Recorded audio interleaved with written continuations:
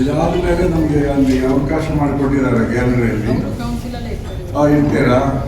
ಹೌದು, ಇದು ಸುಮಾರು 38 ದೇಶಗಳಿಂದ ರೆಪ್ರೆಸೆಂಟೇಟಿವ್ಸ್ಗಳು ನಾವೆಲ್ಲರೂ ಕೂಡ ಮೊನ್ನೆ ರಾತ್ರಿ ನಿನ್ನೆ ಬೆಳಿಗ್ಗೆ ಬಂದು ಇಳಿದ್ವಿ.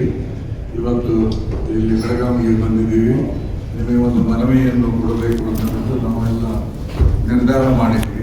ಮೊಟ್ಟ ಮೊದಲಿಗೆ ಇಷ್ಟು ದೇಶಗಳಿಂದ ಕನ್ನಡ ಸಂಘದ ಅಧ್ಯಕ್ಷರುಗಳು ಹೆಚ್ಚಾಗಿ ನಾವೆಲ್ಲ ಒಟ್ಟು ಸೇರಿ ಇಲ್ಲಿ ಬಂದಿರೋದು.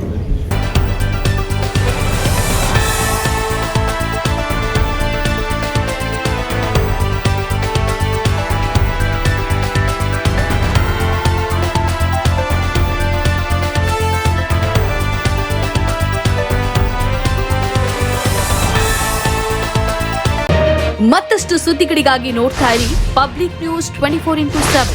ಇದು ಸತ್ಯದ ಧ್ವನಿ.